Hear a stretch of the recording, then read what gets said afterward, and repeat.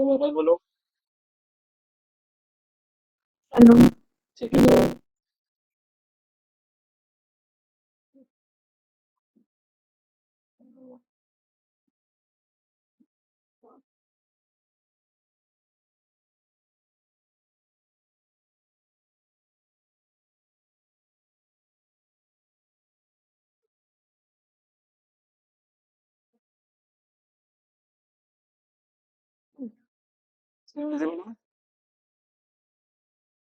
हाँ भैया।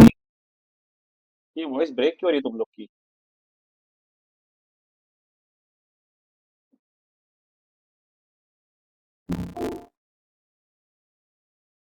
चलो, चलो। तुम चालू करते फिर। अपन ने कल यहाँ पे डिसीजन सपोर्ट सिस्टम तक हो गया था, अपन ने कंप्लीट कर लिया था। जैसे यहाँ पे एक बार देखो, यहाँ पे इमेजिन डिसीजन सपोर्ट सिस्टम में क्या लिखा है। तो मेरे डेटाबेस के अंदर में डेटा इनपुट होता है। तुमको याद होगा डीएसएस सिस्टम के लिए, डिसीजन सपोर्ट सिस्टम के लिए मुझे स्ट्रॉन्ग डेटाबेस मैनेजमेंट सिस्टम चाहिए। अगर डेटा ही नहीं रहेगा, बस पास्ट डेटा ही नहीं रहेगा, तो कुछ ट्रेंड एनालिसिस नहीं कर सकता। वो इनपुट डेटा चाहिए मुझे अपने डेटाबेस में, वो डेटा को प्रोसेस करेगा डीएसएस सिस्टम, और मुझे डिसीजन लेने के लिए वो चॉइसेस प्रोवाइड करेगा। यहाँ पे देखो, तुम वर्ड याद होगा, जजमेंट एंड चॉइस एक्टिविटीज के लिए मुझे वो चॉइसेस प्रोवाइड करेगा। ठीक है, तो ये डीएसएस था। आगे अपन अभी देखने वाले हैं, क्या आप देखने वाले हैं? ERP solution providers, ERP packages. देखो ये वर्ड यहाँ पे जो लिखा हुआ है ना, अब यहाँ पे जैसे आगे तो अपन देखने वाले बेसिकली क्या है कि अभी ईआरपी के अलग अलग कौन से सॉफ्टवेयर मार्केट के अंदर अवेलेबल है, वो सब अपन अभी देखने वाले हैं। ठीक है, तो अभी यहाँ पे देखो, यहाँ पे लाइन हेडिंग क्या दिया हुआ, ERP solution provider ERP packages. तो कभी कभी पेपर में ऐसा भी क्वेश्चन आया है कि 2 मार्क्स ले आ गया, right examples of ERP solution providers. क्या बोला मैंने? क्वेश्चन ऐसे आ गया, right example of ERP solution provider. तो भाई सब लोग सोचने लगते हैं भाई ये ईआरपी सॉल्यूशन प्रोवाइडर क्या है, तो वर्ड फर्स्ट टाइम सुन रहे हैं। लेकिन ये कंसेप्ट बस यहाँ पे उनने वर्ड्स को बदल दिया है, कुछ और अपने टिपिकल वर्ड की जगह नॉर्मल जो सॉफ्टवेयर में वर्ड बोलता हूँ मार्केट में कि भाई मैं मेरे पास ये सॉफ्टवेयर इंस्टॉल्ड है अकाउंटिंग करने के लिए, यहाँ पे उनने बस बोल दिया ईआरपी सॉल्यूशन प्रोवाइडर्स। तो ये ध्यान रखना कि क्वेश्चन में अगर बोला ईआरपी सॉल्यूशन प्रोवाइडर, तो आगे जो अपन अभी पढ़ने वाले हैं वो उसका मीनिंग है। ठीक है, अभी ईआरपी सॉल्यूशन प्रोवाइडर्स के क्या एग्जांपल्स है मैं वो देख रहा हूँ। सबसे पहले यहाँ पे क्या लिखा, selection of ERP package is very crucial in the implementation of an ERP system. क्या बोल रहा है? सिलेक्शन मतलब कि अभी जैसे मैं जो मेरा बिजनेस है, ठीक है, अभी सारे बिजनेस के साइज अलग अलग होता है। कोई बिजनेस का साइज छोटा होगा, कोई साइज मतलब कि कोई ज्यादा वॉल्यूम उसका बहुत ज्यादा होगा, कोई मीडियम साइज का बिजनेस होगा, ऐसा हो सकता है। कोई सिर्फ सिंगल लोकेशन में ही स्टेब्लिश होगा, किसी के मल्टीपल लोकेशन पे बिजनेस चल रहे होंगे। तो क्या कोई ऐसा सिंगल, ऐसा हो सकता है क्या कोई पर्टिकुलर सॉल्यूशन जो सभी के ऊपर में चल जाए? नहीं। जैसे जैसे बिजनेस अलग अलग होते हैं, सभी बिजनेस की फंक्शनिंग अलग होती है, उसके हिसाब से उनको कस्टमाइज या उनकी रिक्वायरमेंट के हिसाब से अलग अलग टाइप के ईआरपी की रिक्वायरमेंट होगी। जैसे एग्जांपल के तौर पे, अभी कोई एक कंपनी है, जैसे तुमने इन्फोसिस ये नाम सुना है, इन्फोसिस टीसीएस ये कंपनी का नाम सुना है, सुना होगा आप जी लोग हाँ। ने। तो ये जो ये कंपनीज है इन्फोसिस टीसीएस, ये तो सॉफ्टवेयर बेचती है। सॉफ्टवेयर बेचती भी नहीं है, सॉफ्टवेयर बनाने की सर्विसेज देती है। ठीक है, तो क्या इनको कोई रॉ मटेरियल की जरूरत है क्या? इनके पास कोई इन्वेंट्री होती है क्या? होती है, नहीं होती है? नहीं, कोई कंपनी अगर सर्विसेज दे रही है, जैसे डॉक्टर है, तो डॉक्टर के पास कोई इन्वेंट्री होती है? क्या उसके पास कोई नहीं। रॉ मटेरियल होता है? नहीं होता है। तो क्या उसको इन्वेंट्री कंट्रोल मॉड्यूल की रिक्वायरमेंट है? नहीं है। समझो अभी कुछ जो सर्विस दे रहा है, क्या उसको मैन्युफैक्चरिंग मॉड्यूल की जरूरत है? नहीं है, उसके वहां पे कोई मैन्युफैक्चर हो ही नहीं रहा, तो मैन्युफैक्चरिंग मॉड्यूल की जरूरत क्या है? क्या उसको प्रोडक्शन प्लानिंग मॉड्यूल की जरूरत है? नहीं है। उसको जरूरत किस किस चीज की हो सकती है? एचआर मॉडल की बहुत जरूरत हो सकती है, फाइनेंस मॉडल की बहुत, फाइनेंशियल मॉडल की बहुत जरूरत हो सकती है, मार्केटिंग की बहुत जरूरत हो सकती है, सेल्स एंड डिस्ट्रीब्यूशन भी कुछ नहीं है, सेल्स की बहुत जरूरत हो सकती है कि हाँ जो सर्विसेज प्रोवाइड करवा रहे हैं उसकी। ठीक है, डिस्ट्रीब्यूट करने के लिए तो यहाँ पे कोई प्रोडक्ट है नहीं। सिमिलरली क्वालिटी मैनेजमेंट की भी हो सकती है, लेकिन क्वालिटी मैनेजमेंट थोड़ा सा अलग तरीके से कि सर्विसेज की क्वालिटी चेकिंग होगी रेदर देन प्रोडक्ट। तो अभी हर बिजनेस के लिए अलग अलग टाइप के ईआरपी सॉल्यूशन की रिक्वायरमेंट होगी। तो यहाँ पे जो ये लाइन बोली है कि selection of ERP package is very crucial in the implementation of ERP system. तो जैसा मेरा बिजनेस है, जैसी मेरी रिक्वायरमेंट है, ठीक है, जिस जिस चीज की मुझे रिक्वायरमेंट रहेगी उस हिसाब से मैं ईआरपी पैकेज चूज करूंगा, सॉफ्टवेयर चूज करूंगा कि जो मेरे बिजनेस की जो रिक्वायरमेंट्स है उसको फुलफिल कर सके। ठीक है, अभी समझो, मैं अभी बी टू बी डील करता हूँ, मतलब बिजनेस टू बिजनेस डील करता हूँ। ठीक है, तो अभी मेरे जो कस्टमर्स होंगे बहुत लिमिटेड होंगे, माइट भी मतलब 20, 30, 40, 50 मैक्सिमम से ज्यादा। बी टू बी जब मेरी डीलिंग होती है, जब मैं डायरेक्टली बिजनेसेस को सेल करता हूँ, तो मेरे कस्टमर लिमिटेड हो जाते हो, मुझे कम लोगों से डील करना पड़ता है। लेकिन जब मैं बी टू सी डील कर रहा हूँ, जब बिजनेस टू कस्टमर डायरेक्टली मैं बेच रहा हूँ, तो मैं रिटेलर बन गया एक तरह से। तो मेरा जो कस्टमर बेस है बहुत ज्यादा बढ़ जाता है। ठीक है। तो जब मेरा कस्टमर बेस बहुत छोटा है, तो क्या मुझे वो कस्टमर का डेटा मेंटेन करने के लिए कोई स्पेसिफिक अलग से सॉफ्टवेयर की माइट भी रिक्वायरमेंट होगी क्या? नहीं, जब मेरा वॉल्यूम ही कम है डेटा का, तो उसको मैं तो याद रख सकता हूँ। ठीक है। या फिर बेसिकली मुझे कोई सॉफ्टवेयर की जरूरत नहीं है, मैं इजीली उसको रिकॉग्नाइज कर सकता हूँ और मैं मैनेज कर सकता हूँ। और सिमिलरली अगर बी टू सी है, जहाँ पे अभी हजारों कस्टमर है मेरे, तो वहां पे तो मैं याद नहीं रख सकता, तो मुझे तो वहां पे तो कोई ना कोई सॉफ्टवेयर की रिक्वायरमेंट होगी। तो वैसे ही यहाँ पे जैसा मेरा बिजनेस का फॉर्म है, जैसे जो भी मेरे ऑपरेशन है, ठीक है, उसके हिसाब से मैं ईआरपी पैकेज का सिलेक्शन करूंगा, सॉफ्टवेयर का सिलेक्शन करूंगा कि कौन सी चीज की मुझे रिक्वायरमेंट है, किस चीज को मैं यूज करूंगा। ठीक है। तो मार्केट के अंदर में अलग अलग मॉड्यूल्स के लिए अलग अलग टाइप के सॉफ्टवेयर अवेलेबल है, जो भाई इस पर्टिकुलर मॉड्यूल के लिए बहुत ज्यादा स्पेशलाइज्ड है, कि हाँ हम इस चीज में हमारा जो सॉफ्टवेयर है बहुत ज्यादा फोकस करता है। समझो कि अभी कोई पर्टिकुलर, जैसे अभी कोई बैंक है, ठीक है, तो बैंक को तो पूरा अभी अकाउंट्स मैनेज करना है अभी उसके बैंक का अकाउंट होल्डर्स का। ठीक है, कितना पैसा आ रहा है, कितना पैसा जा रहा है, बेसिकली कैश मेंटेनेंस उनका सबसे ज्यादा इंपॉर्टेंट चीज है। तो उनका जो फाइनेंशियल मॉड्यूल है वो बहुत ज्यादा स्ट्रांग होना चाहिए, कि हाँ भाई किसको कितना पैसा देना है, किससे किससे कितना पैसा लेना है, बेसिकली अकाउंट मैनेज करना है। ठीक है। वहां पे बाकी जितनी भी मॉड्यूल्स है वो इतने रेलेवेंट माइट भी ना हो। तो जिस तरीके से मेरा बिजनेस होगा, उस हिसाब से मुझे चूज करना पड़ेगा मेरे लिए कौन सा ईआरपी पैकेज रेलेवेंट है। ठीक है। If an ERP package is chosen correctly, implemented judiciously, मतलब बहुत सोच समझ के, मतलब मैंने चूज किया कि हाँ भाई मेरी ये रिक्वायरमेंट है, सबसे मैंने अच्छे से चूज किया, और अभी सॉफ्टवेयर को इम्प्लीमेंट करना है, सॉफ्टवेयर को लगाना है। ठीक है। तो अभी इसको इम्प्लीमेंटेशन में बहुत सारी प्रॉब्लम्स आती है, क्योंकि सॉफ्टवेयर है, बैकएंड में बहुत सारी प्रॉब्लम्स हो सकती है। जैसे समझो कि मैं इम्प्लीमेंट कर रहा हूँ, ठीक है, लेकिन जो मेरे यूजर्स है उनको चलाना ही नहीं आ रहा है। ठीक है। मैंने इम्प्लीमेंट कर दिया, चले गया, मैंने कोई थर्ड पार्टी को हायर कर दिया, सॉफ्टवेयर को लगवा दिया, ठीक है, लेकिन जो मेरे यूजर्स है उनको चलाना ही नहीं आ रहा है, तो मैं मतलब मेरे प्रॉब्लम में आके भाई मेरी बिजनेस ही एकदम रुक जाएगा।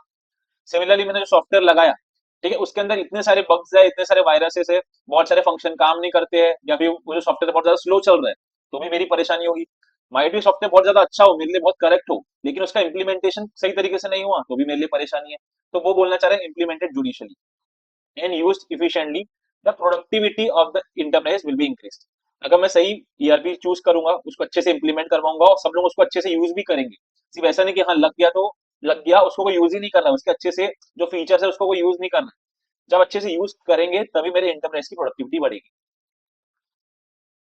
ERP package, vendors are investing huge amount of time, money and effort in the research and development of package solution। अभी जो भी ईआरपी बना रहा है, वो अलग अलग बिजनेस को स्टडी करते हैं कि हाँ इनकी क्या रिक्वायरमेंट है, उसके हिसाब से हम यहाँ पे कस्टमाइज प्रोडक्ट उनको बना के देंगे। उनकी जो भी रिक्वायरमेंट होगी उसके हिसाब से हम वहाँ पे सॉल्यूशन, मतलब कि जो भी मेरा सॉफ्टवेयर है उसे कोडिंग करके करके अच्छे से उसको बना के देंगे। ठीक है। There are so many ERP vendors in the world, some of the ERP packages are, अब यहाँ पे अपन देखेंगे कौन से सॉफ्टवेयर मार्केट में चलते हैं। ठीक है। तो उसमें से एक है ओरेकल, एसएपी, ओडू, मेट्रिक्स 24 एक्सेट्रा। और यहाँ पे एक दो और नाम लिखे, माइक्रोसॉफ्ट डायनामिक्स और टैली, आपने यहाँ पे सब लोगों ने सुना हुआ टैली का नाम तो।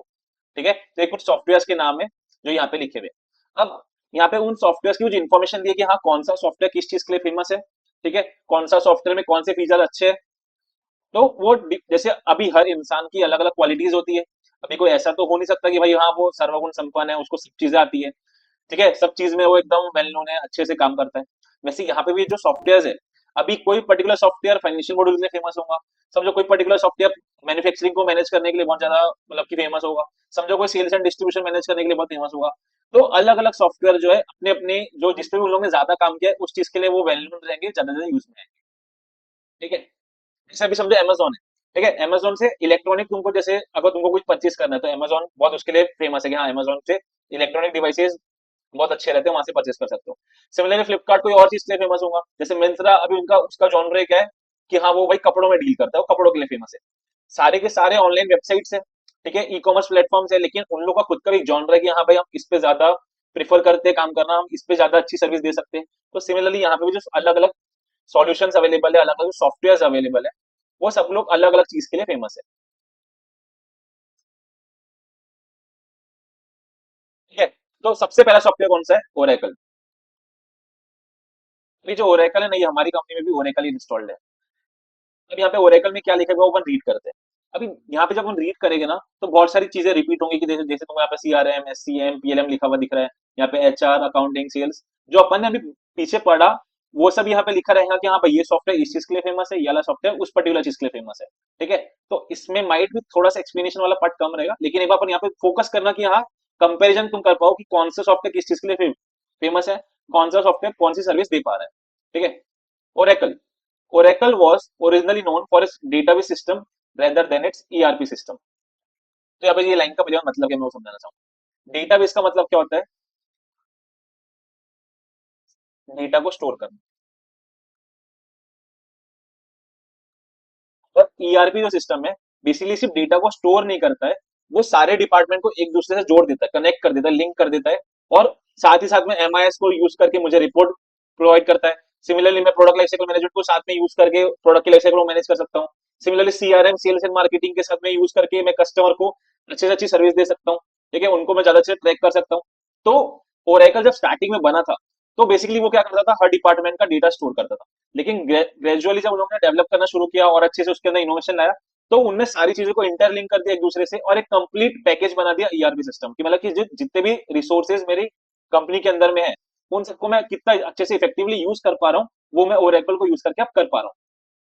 ठीक है। अब उसके अंदर एक उनका सॉफ्टवेयर का नाम है ERP 310। ठीक है।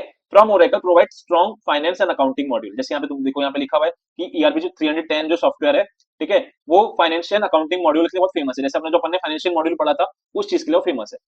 उसके साथ ही साथ it also provides good customer and supplier interaction. ठीक है। Effective production analysis. Production analysis मतलब क्या? Production module. Efficient human resource management मतलब क्या? HR module. Better pricing module मतलब क्या? Sales and marketing. Good customer and supplier interaction मतलब क्या? परचेजिंग और सेल्स एंड मार्केटिंग। तो क्या रिप्रेजेंट कर रहा है यहाँ पे, जो एक एक वर्ड है वो मॉड्यूल का रिप्रेजेंट कर रहा है कि हाँ, इस मॉड्यूल का ये फीचर वो अच्छे उसके लिए वो वेल नोन है। ठीक है।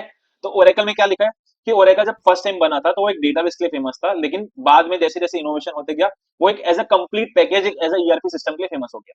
ओरेकल की एक ऑफरिंग है ERP 310, जो फेमस है स्ट्रॉन्ग फाइनेंशियल अकाउंटिंग मॉड्यूल के लिए।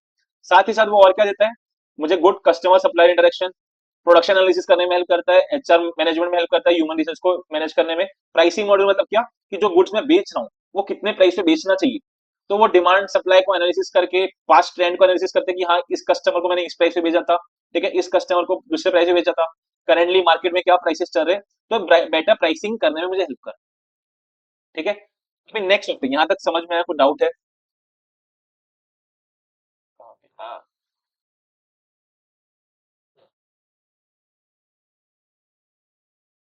समझ गया। आगे बढ़े। हाँ ठीक है। जी। अरे तुम लोग का आवाज क्यों नहीं आ रहा? मेरे को ब्रेक हो रहा है आवाज बहुत। हिस्ट्री के अलावा भी बोलो, उसका बहुत वॉइस ब्रेक हो रहा है। हाँ जी। तेरा भी आवाज बहुत ब्रेक हो रहा है। ये बाद में देखते हैं। हाँ अभी भी ब्रेक हो रहा है। ये बाद में मैं देखता हूँ। ठीक है। अभी कोई किसी को कुछ पूछना है ना, तो एक बार मतलब कि चैट पे लिख देना। ठीक है, और यहाँ पे हाथ उठा देना। मैं जब पूछूंगा तब, क्योंकि मेरे को यहाँ पे तुम्हारा आवाज ब्रेक हो रहा है, अभी वो देखने जाएगा तो बहुत टाइम वेस्ट हो जाएगा। ठीक है। भैया। अभी अभी नेक्स्ट क्या है? SAP। नेक्स्ट सॉफ्टवेयर का नाम क्या है? स्क्रीन विजिबल है ना? हाँ भैया। ठीक है। SAP। SAP stands for, SAP का फुल फॉर्म क्या है? Systems, applications and products for data processing. नाम डेटा प्रोसेसिंग का कंप्लीट है। SAP का फुल फॉर्म क्या है? Systems, applications and products for data processing. Objective पूछ सकता है SAP का फुल फॉर्म क्या है। SAP डेवलप CRM, SCM और PLM software, product lifecycle management software. तो SAP अब किस चीज के लिए फेमस है? वो ERP में इतना फोकस उन लोगों ने नहीं किया। ERP की जो रिलेटेड टेक्नोलॉजीज है, CRM, सप्लाई चेन मैनेजमेंट और PLM, वो सॉफ्टवेयर के लिए वो फेमस है। ठीक है। नेक्स्ट क्या है? ओडू। ODOO। ओडू। अभी ओडू क्या होता है? Odoo is an open source ERP tool that offers capabilities such as CRM, HR, accounting, sales, document management, inventory management, invoicing, project management। मतलब कि जितने भी अपने मॉड्यूल देखे वो सब। CRM हो गया, HR है अपना HR मॉड्यूल, अकाउंटिंग अपना फाइनेंशियल मॉड्यूल, सेल्स अपना sales and distribution, document management मतलब क्या, अभी डॉक्यूमेंट तो हर जगह जनरेट होगी, परचेज में भी डॉक्यूमेंट जनरेट हो गए, फाइनेंशियल मॉड्यूल के अंदर भी डॉक्यूमेंट जनरेट हो गए, एचआर के अंदर भी डॉक्यूमेंट जनरेट होगी, हर जगह पे डॉक्यूमेंट कुछ ना कुछ तो जनरेट होने ही वाले हैं। तो उसका एक ओवरऑल अच्छे तरीके से डॉक्यूमेंट को मैनेज करता है, इन्वेंट्री को मैनेज करने में हेल्प करता है, इनवॉइसिंग अपना सेल्स एंड डिस्ट्रीब्यूशन हो गया। प्रोजेक्ट मैनेजर मतलब क्या, कि जो मैं एक्सपांशन कर रहा हूँ, ठीक है, तो अब एक्सपांशन करने के लिए मैं कोई एक स्पेसिफिक अलग से मॉड्यूल बना दिया जो अपने पास यहाँ पे नाम नहीं लिखे थे। जैसे एक मॉड्यूल हो गया कैपेक्स, ये हम लोग की कंपनी में भी है। कैपेक्स मॉड्यूल, कैपेक्स का फुल फॉर्म क्या होता है, कैपिटल एक्सपेंडिचर, आप लोगों ने ये वर्ड सुना होगा, कैपिटल एक्सपेंडिचर, ठीक है। हाँ तो जी। जो अलग अलग प्रोजेक्ट चल रहे हैं मुझे उनको मैनेज करना है, उनको मॉनिटर करना है, तो उसके लिए उन्हें एक अलग से मॉड्यूल बना दिया कैपेक्स मैनेजमेंट के लिए। The software is available in both cloud based and on premise option। ये जो लाइन है ना, मैं थोड़ी देर बाद में तुमको समझाऊंगा। उसके पहले यहाँ तक तो सब अपना नॉर्मल था। एक बार यहाँ पे नया वर्ड आया, is an open source ERP tool. Open source, open source किसी को याद है, अपन ने पहले भी पढ़ा है। ओपन सोर्स कहाँ पढ़ा था अपन ने, लिख के भी बता सकते हैं। ओपन सोर्स, भाई ये जो कोई भी चेंज कर सकता है कभी भी।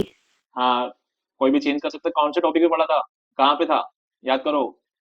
ऑब्जेक्टिव में वो भी पूछता है, वहां पर भी और यहाँ पर भी। कौन सा था, कहाँ पे पढ़ा था, चैप्टर 1 में पढ़ा था, इतना हिंट दे दिया। अभी चैप्टर 1 में कहा था,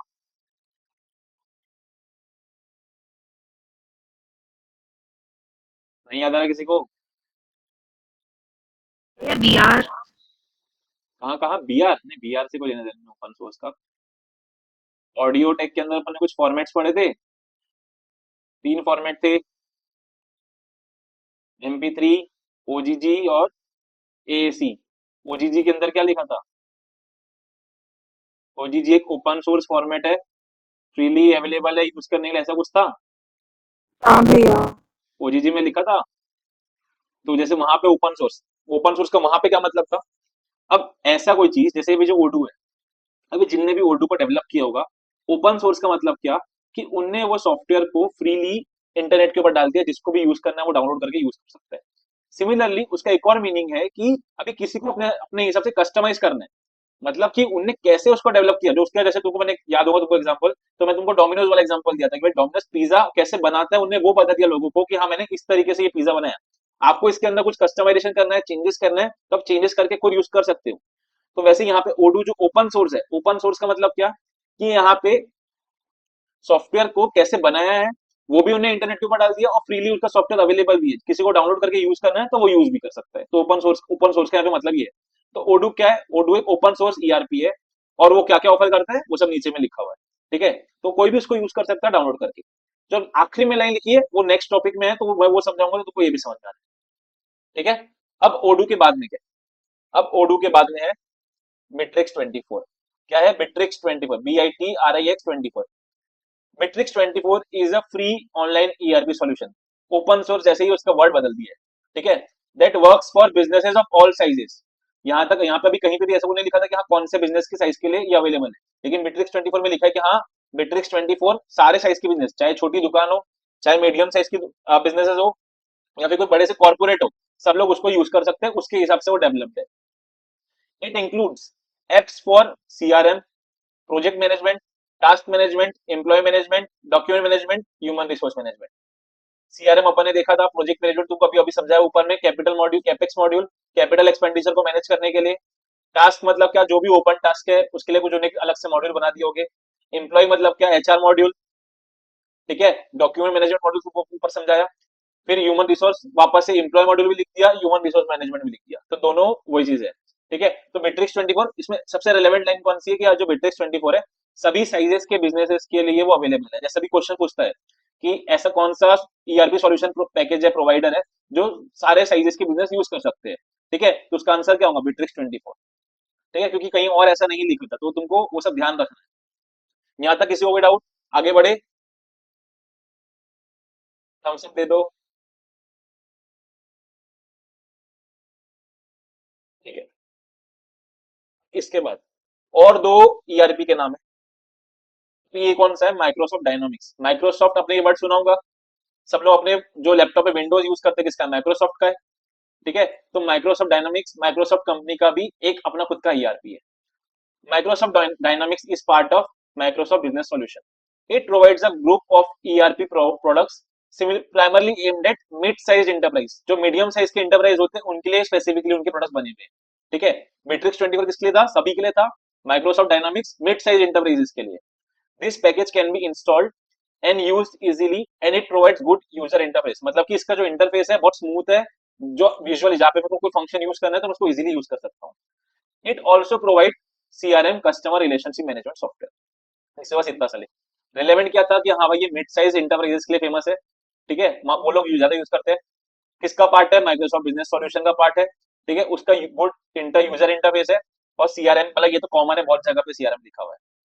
सिमिलरली माइक्रोसॉफ्ट डायनामिक्स के बाद में क्या है? टैली ईआरपी, ये जो जनरली सारी कंपनी, सारे जो बिजनेस है यूज करते हैं। Tally solution private limited is an Indian software company. ठीक है, एक इंडियन ब्रांड है।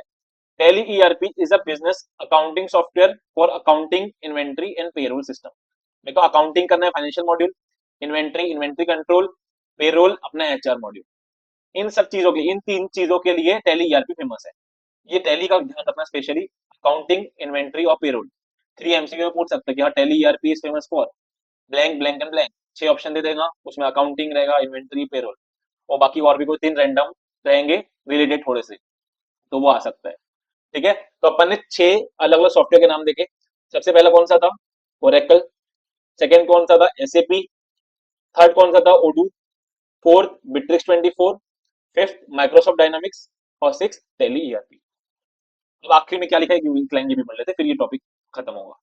In the near future, new ERP vendors may introduce new ERP packages and existing ERP may get more facilities and capabilities. Future में ऐसा हो सकता है कि नए वेंडर आएंगे, मार्केट में नए लोग आएंगे, सॉफ्टवेयर लेके आएंगे, और जो अभी एग्जिस्टिंग है वो लोग भी उसको और मतलब कि और ज्यादा डेवलप करेंगे, उसके अंदर इनोवेशन लाएंगे। Selecting an ERP solution is a serious exercise and has to be executed with great care.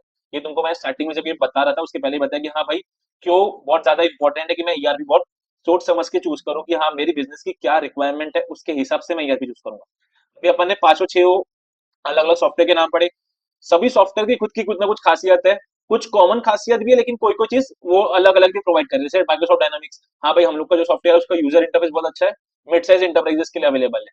Matrix 24 वो बोलते हैं कि हम तो सबके लिए अवेलेबल है। टेली ईआरपी क्या है? वो अकाउंटिंग, इन्वेंट्री और पेरोल के लिए फेमस है। एसएपी किसके लिए फेमस है? सीआरएम, पीएलएम और एससीएम के लिए फेमस है। ठीक है, वैसे ओडू फ्रीली अवेलेबल है। अपना जो ओरेकल है वो भी इसमें एक स्ट्रॉन्ग अकाउंटिंग फाइनेंशियल मॉड्यूल है। तो सबकी कुछ ना कुछ एक अलग खासियत है। ठीक है, आपकी जो रिक्वायरमेंट है, आपकी बिजनेस की जो रिक्वायरमेंट है उसके हिसाब से आप सोच समझ के जो आपके लिए इजी टू यूज हो, ठीक है, कॉस्टली भी ज्यादा ना हो, ठीक है, और आपका काम फुलफिल हो जाए, उसके हिसाब से आप यहाँ पर सॉफ्टवेयर चूज करें। समझ में आया यहाँ पे क्या बोलना चाह रहा था? हाँ नहीं? ठीक है, बर्थडे नहीं है किसी का संस्कृति। ओके चलो आगे देखते हैं। इसके बाद ये जो टॉपिक है इसमें थोड़ा फोकस करना, ध्यान देना। ठीक है, ये थोड़ा सा समझने में टाइम लगता है, तो ध्यान देना अच्छे से। अभी क्या है टॉपिक का नाम नेक्स्ट? ERP and internet.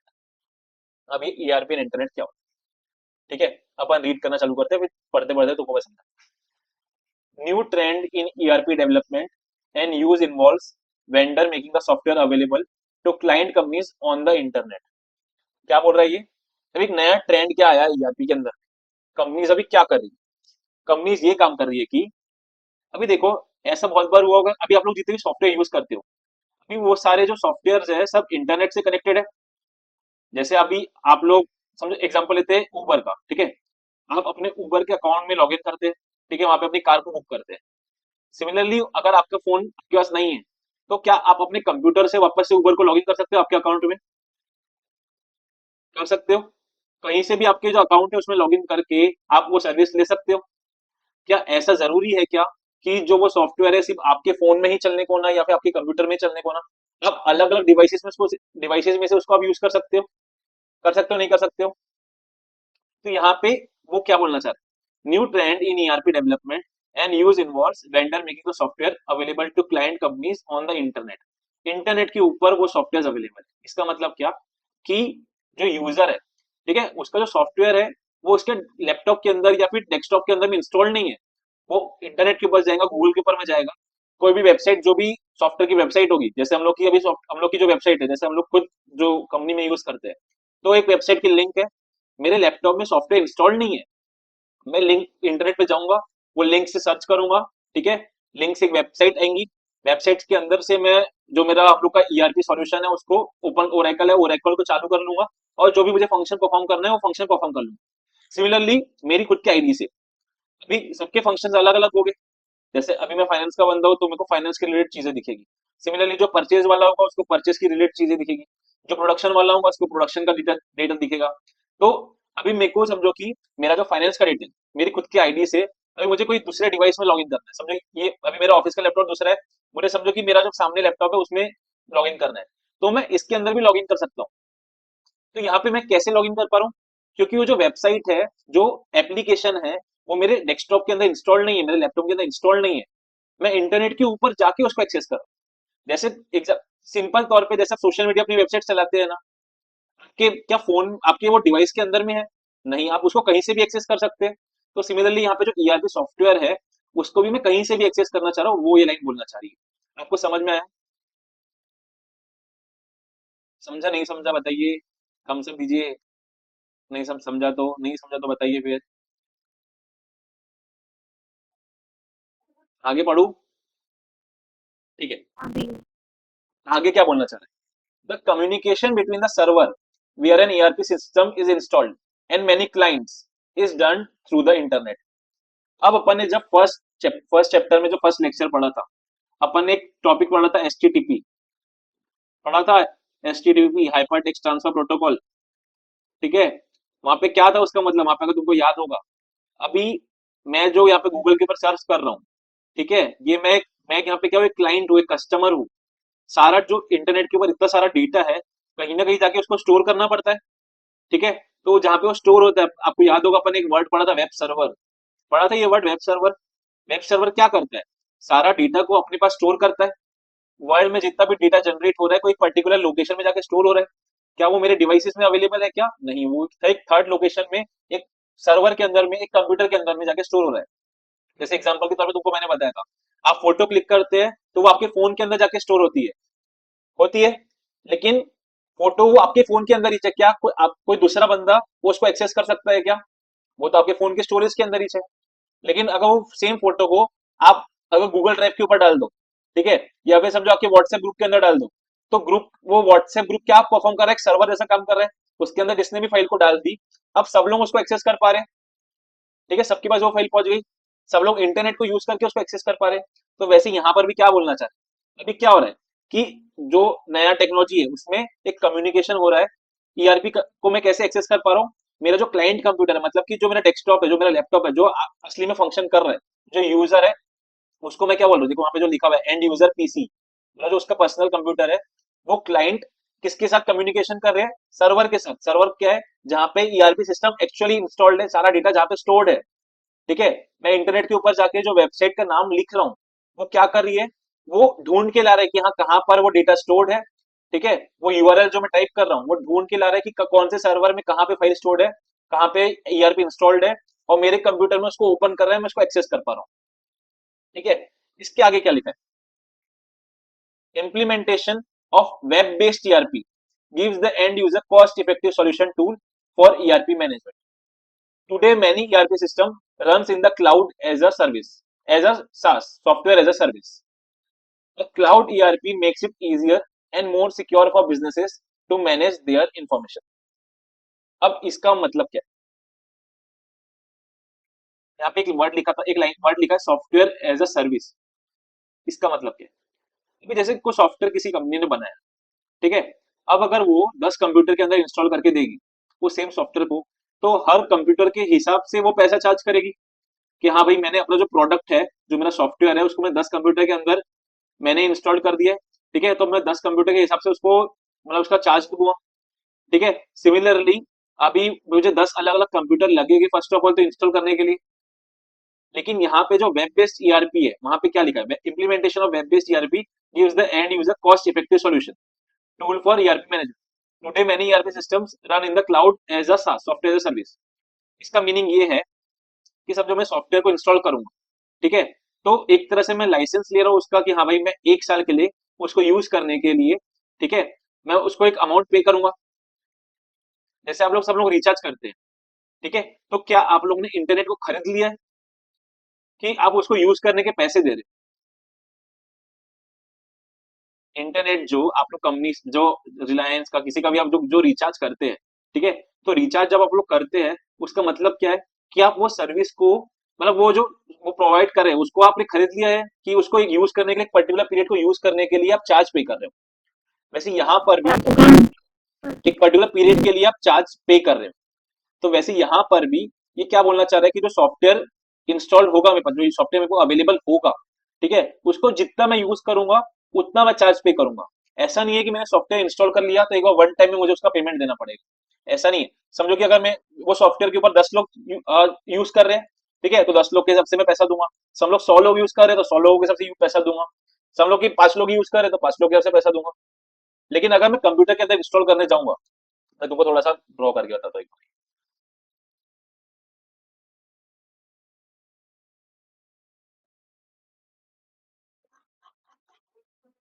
जैसे अपनी अभी नॉर्मल वाला, ठीक है, नॉर्मल मैंने पीसी के अंदर इंस्टॉल करा है, इसको मैं बोलता हूँ ऑन प्रीमाइस। ये आगे वर्ड आएगा ऑन प्रीमाइस। और एक ही दूसरा है जो वेब बेस्ड है, इसको मैं बोलता हूँ क्लाउड वाला। जैसे देखो मैंने पीसी के अंदर इंस्टॉल कर दिया, मतलब कि मेरा जो डिवाइस है, ठीक है, जैसे मेरे ऑफिस के अंदर में अभी 10 कंप्यूटर थे, एक दो तीन, एक जगह पे चार पांच, ठीक है, 5 कंप्यूटर थे, 5 अलग अलग डेस्कटॉप थे। तो मैंने 5 कंप्यूटर के अंदर में मेरा जो सॉफ्टवेयर है उसको इंस्टॉल कर लिया। इंस्टॉल कर लिया। अब यहाँ पे जब मैं इंस्टॉल करूंगा उसको, ठीक है, तो इंस्टॉल कर लिया मतलब मुझे उसको 5 सॉफ्टवेयर पैकेजेस का पैसा देना पड़ेगा।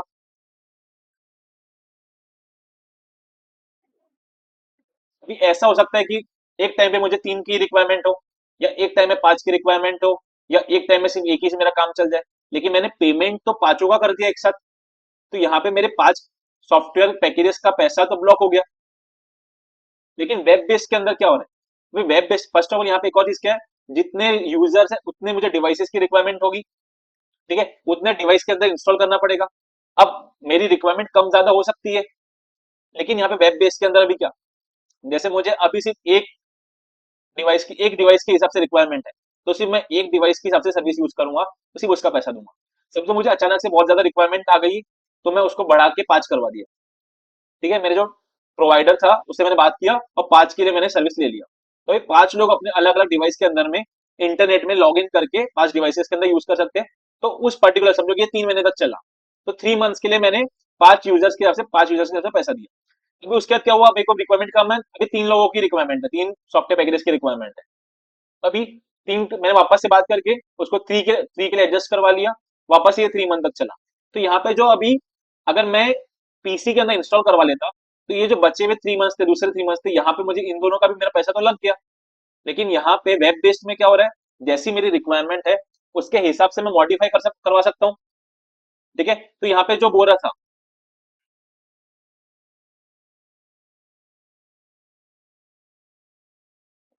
कि implementation of web based ERP gives the end user cost effective solution। जो वेब बेस्ड है, जो इंटरनेट वाला है, उसमें क्या हो रहा है कि मैं जितनी मेरी रिक्वायरमेंट है उतने हिसाब से ही मैं यूज करूंगा, उतने हिसाब से ही मैं पैसा दूंगा, तो मेरा जो कॉस्ट है ना वो कम आएगा। लेकिन अगर मैं सारे कंप्यूटर के अंदर इंस्टॉल कर लूंगा, तो मैं माइट भी उसको यूज करूं ना यूज करूं, मेरे को उसकी उतनी रिक्वायरमेंट हो ना हो। क्योंकि अभी बिजनेस तो मेरा अनइवन चलता है ना, कभी रिक्वायरमेंट ज्यादा आएगी, कभी रिक्वायरमेंट कम आएंगी। जैसे पीक सीजन चल रहा है तो उस टाइम पे ज्यादा रिक्वायरमेंट रहेगी, लेकिन जब ऑफ सीजन है तो नॉर्मल रिक्वायरमेंट रहेगी। तो अगर मैं नॉर्मल पीसी में इंस्टॉल करवा लूंगा तो मेरा कॉस्ट बढ़ जाएगा। लेकिन वेब बेस्ड रहेगा तो जैसी मेरी रिक्वायरमेंट रहेगी उसके हिसाब से मैं मॉडिफाई करवा सकता हूँ। और यहाँ पे मैं सॉफ्टवेयर एज अ सर्विस ले रहा हूँ। लेकिन जो नॉर्मल वाला है, पीसी वाला है,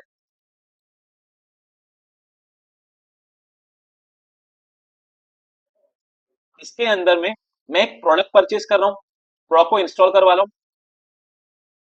यहाँ पे क्या कर रहा हूँ, मैंने प्रोडक्ट को, यहाँ पे मैंने प्रोडक्ट को सर्विस के अंदर में कन्वर्ट कर दिया।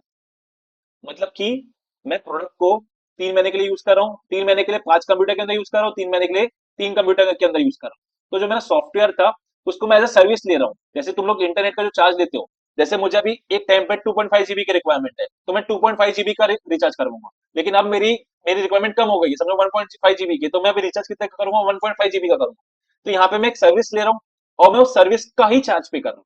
तो यहाँ पे जो मेरा प्रोडक्ट था, प्रोडक्ट को इंस्टॉल कराने की बजाय मैंने प्रोडक्ट को एज अ सर्विस में कन्वर्ट कर दिया कि जितना मैं यूज करूंगा उतना मुझे पैसा पे करना पड़ेगा। समझ में आया कि यह सॉफ्टवेयर एज अ सर्विस क्यों बोल रहा है, कि सॉफ्टवेयर एज अ सर्विस कैसे हुआ। सास का फुल फॉर्म क्या है?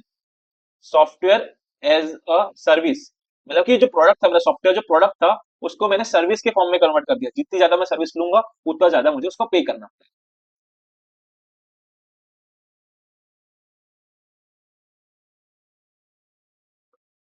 यहाँ तक कुछ समझा, डाउट है? आया नहीं आया डाउट, कि समझ गया? बताओ बताओ जल्दी बताओ। सो गए के सब?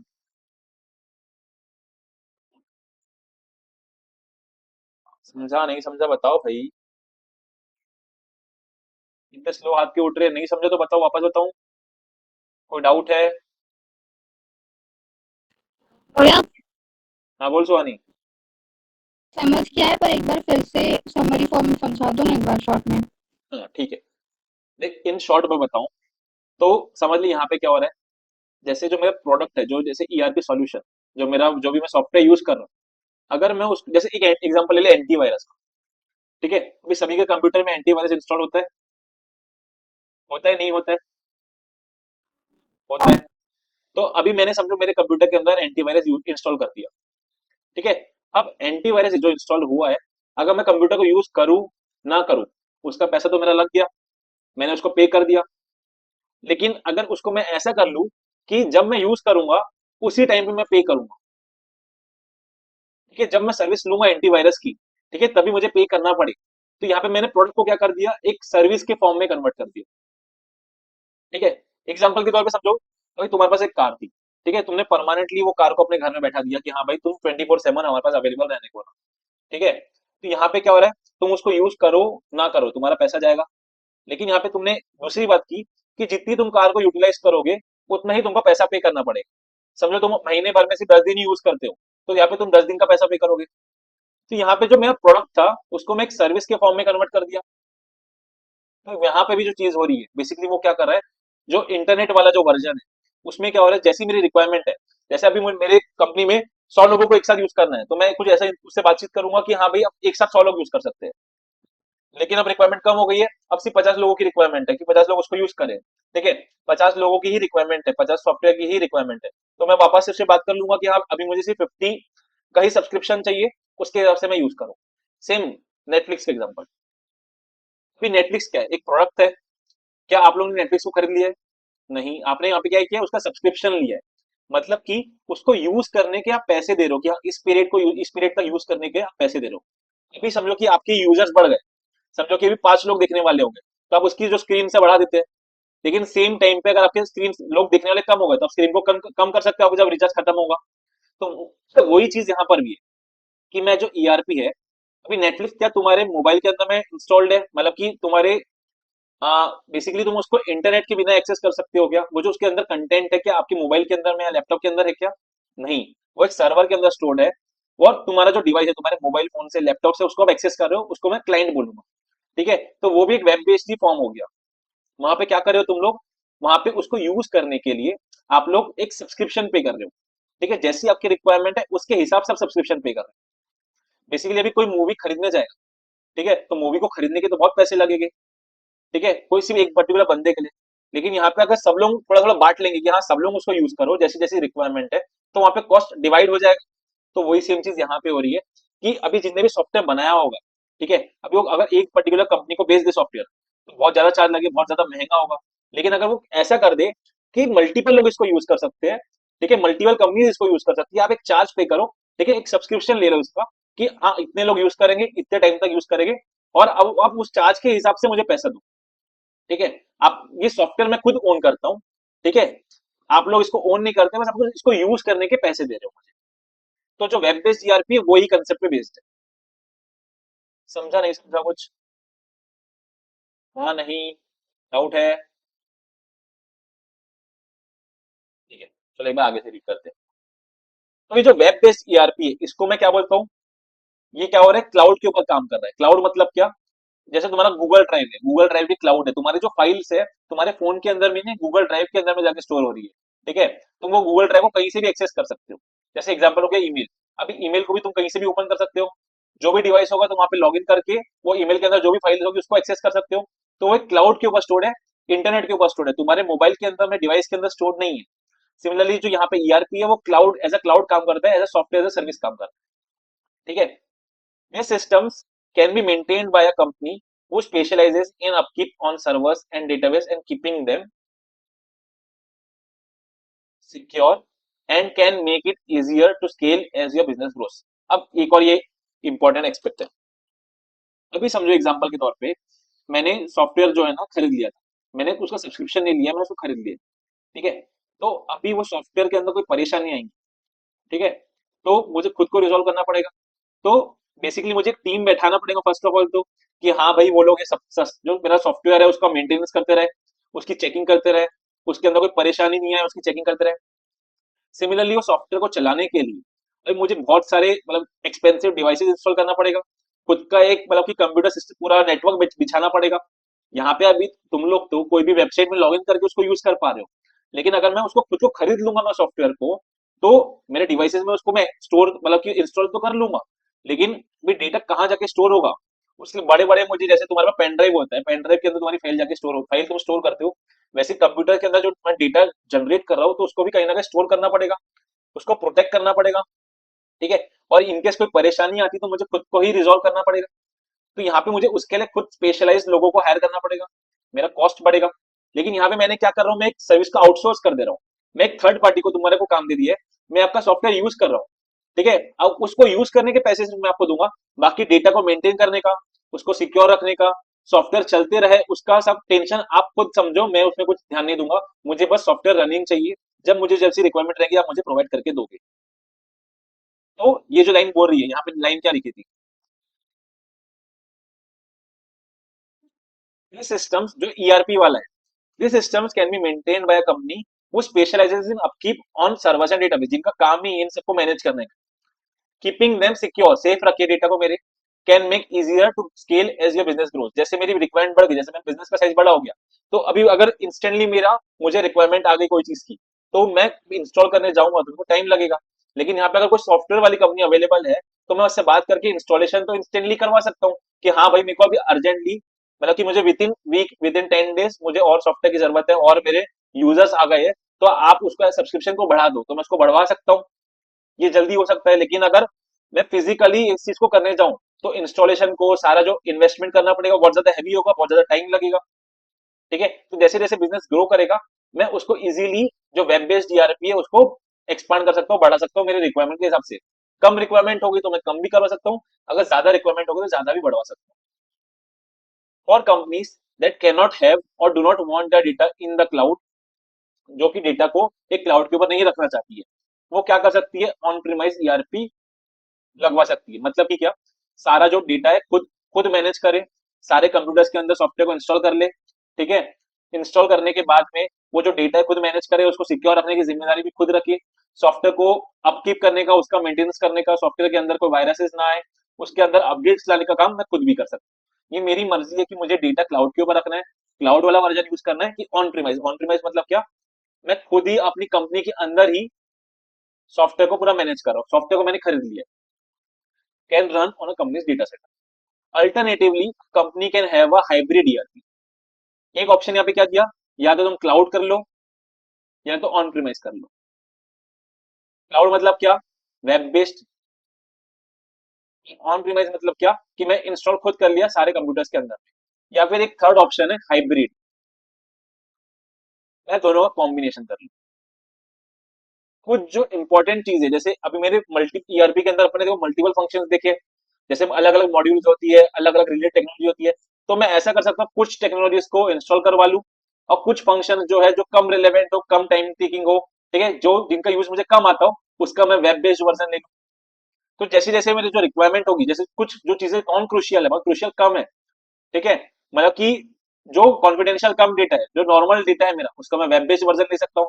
सिमिलरली जो डेटा मेरे लिए बहुत ज्यादा क्रूशियल है, बहुत ज्यादा इंपॉर्टेंट है, तो उसके लिए मैं इंस्टॉल करवा सकता हूँ, मैं अलग अलग ईआरपी ले सकता हूँ। तो यहाँ पे एक हाइब्रिड ईआरपी, दोनों का मिक्स, कि मैं वेब बेस्ड वर्जन भी ले रहा हूँ और एक इंस्टॉलेशन वाला वर्जन भी ले रहा हूँ, दोनों का मिक्स भी मैं ले सकता हूँ। That runs some of their system, कुछ सिस्टम क्लाउड के ऊपर चलेगी और कुछ सिस्टम ऑन प्रीमाइस चलेगी जिनको मेरे को इंस्टॉल करना है। समझे? लास्ट पॉइंट समझ में आया क्या बोलना चाह रहा था मैं? लास्ट पॉइंट बोलना क्या चाह रहा है, मैं या तो ऐसा कर सकता हूँ कि पूरा का पूरा वेब बेस्ड कर लूँ, या तो पूरा का पूरा क्लाउड कर लूँ, सॉरी ऑन प्रीमाइस कर लूँ। ऑन प्रीमाइस मतलब क्या, इंस्टॉल कर लूँ। या फिर मैं ऐसा कर सकता हूँ दोनों का एक हाइब्रिड वर्जन, जिसमें क्या कि मैं थोड़ा सा जो सर्विसेज है वो वेब बेस्ड वाली लूंगा, थोड़ी जो सर्विसेज है वो मैं ऑन प्रीमाइसेस वाली लूंगा। जैसे फाइनेंशियल मॉड्यूल है, सेल्स एंड मार्केटिंग मॉड्यूल है, बहुत ज्यादा इंपॉर्टेंट है, बहुत ज्यादा क्रूशियल है, उसके अंदर जो मेरा डेटा है बहुत ज्यादा सेंसिटिव है, तो उसको मैं ऐसा कर लूंगा, मैं भी इंस्टॉल नॉर्मल, उसको मैं अपना ऑन प्रीमाइज ईआरपी कर लूंगा। लेकिन समझो कि लॉजिस्टिक्स है, ठीक है, इंटरनल ट्रांसपोर्ट के लिए कोई सॉफ्टवेयर है, ठीक है, तो उसके लिए मैं क्या कर लूँ, एक वेब बेस्ड वर्जन ले लूँ। तो अलग अलग फंक्शंस के हिसाब से मैं डिसाइड कर लूंगा कि कौन सी चीज को मैं ऑन प्रीमाइज करवा लूँ और किस चीज को वेब बेस्ड करवा लूँ। तो एक हाइब्रिड ईआरपी भी मैं ले सकता हूँ, ये मेरी चॉइस है, मेरे मेरी नीड के हिसाब से। बोलो अभी, डाउट आना चाहिए इस टॉपिक में, नहीं आ रहे मतलब आपको क्लैरिटी नहीं है? ये थोड़ा सा ज्यादा टेक्निकल है इसलिए मैं बोल रहा हूँ। समझा नहीं समझा?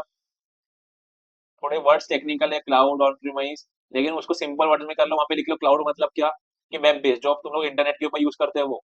ऑन प्रीमाइज मतलब क्या, कि अपनी कंपनी को जो सॉफ्टवेयर है उसको इंस्टॉल कर लिया है, वहां पे थोड़ा सा लिख लो कि आपको बाद में पढ़ो तो आप समझ सकते